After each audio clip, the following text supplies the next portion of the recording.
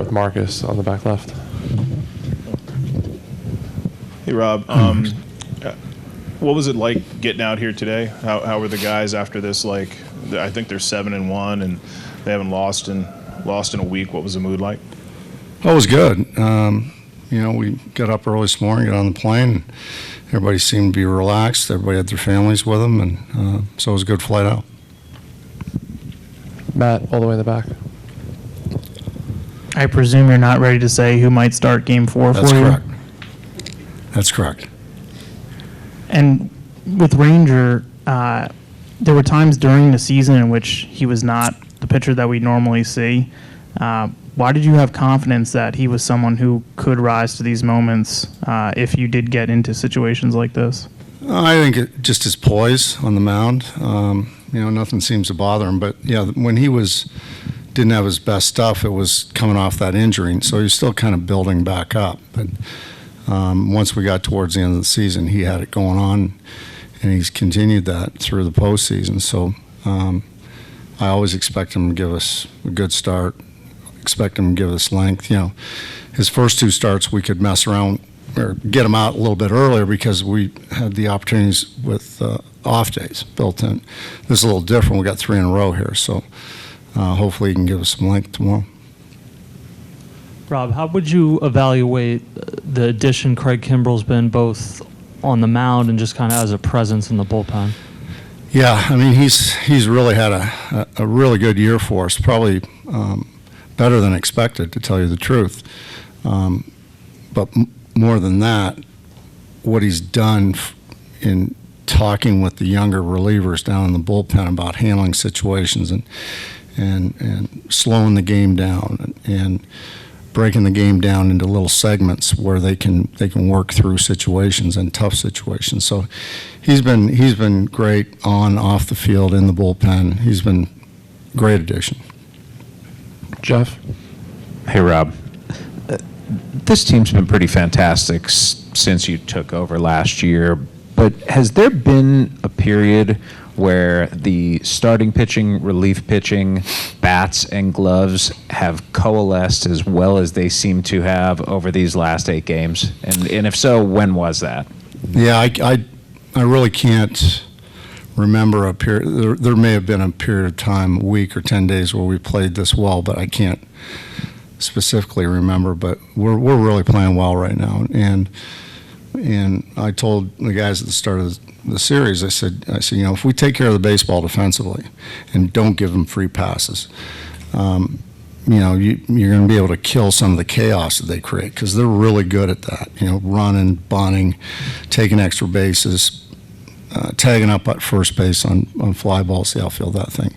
They take advantage of mistakes, and you got to eliminate that. And I think we've done that. We played very good defense, and we've played 16 postseason games, and we've walked 15 hitters. So, we're not giving free passes, knock on wood, continues to do that. But that's kind of the things that stand out to me.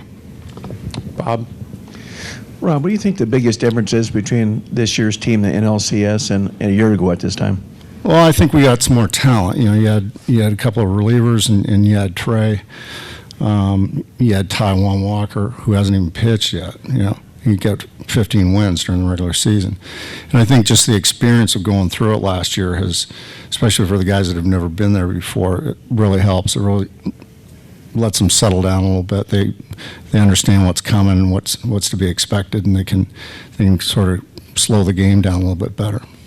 So that gives you that more confident team this year? Yeah, I think so. And we're playing them pretty well, so that gives you confidence too. Pete?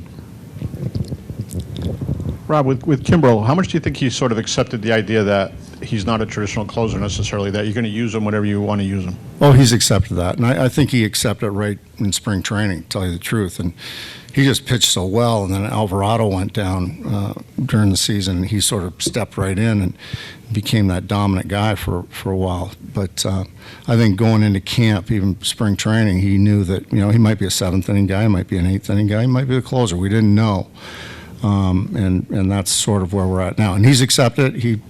He just wants to know basically what part of the game that he's going to be coming into. Do you think most managers at this point have kind of gone to that model, that there's not necessarily, there's a few. I mean, Cleveland has their guy, but I mean, it Yeah. seems like most managers are kind of comfortable with the idea of doing what they want to do in particular innings. Yeah, I think so. I think, and I was always more on the traditional side where, okay, we got a seventh inning guy, we got an eighth inning guy, and then you got closer in the ninth. But I've sort of warmed up to this, and it worked out pretty well for us last year where we were mixing and matching. And now with the additions that we've got, you got Kimbrel, who's been a closer, you got Soto that's been a closer, you got Alvarado who's closed, you've got Dominguez that's close. So you got a lot of guys that have felt that ninth inning heat, if you will. So I feel comfortable with almost anybody. Jeff? If there's a word that you could use to describe the personality of your clubhouse, what would it be? And what allows you to let them be themselves and monitor themselves the way that they seem to? Yeah, that's what it is. They're just themselves, and that's two words. But and the reason I trust them is I know that when the game starts or when it's not time to have fun, they lock it in. And I trust them with that, and they're really good about it. Because I know when what fun is, and I know what messing around is, and they know that I know that. So I think they have a good sense of when to have fun and when to get after it and compete. If that's a light switch, who's the one person who flips it for the team? It's the entire clubhouse, really. I don't think there's one guy that really stands out. Matt? So Stubbs didn't play at all last postseason. He hadn't played yet in this postseason. So what'd you say to him before that ninth inning? And He said he was a little sore today, so he wasn't sure if he could play tomorrow.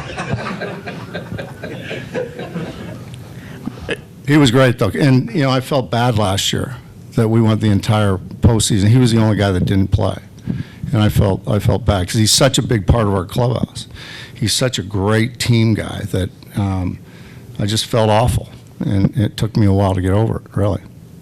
so you had been thinking about this at least a little bit. Yeah, I was just hoping there would be a spot where we could just get him in, and hopefully there's another spot.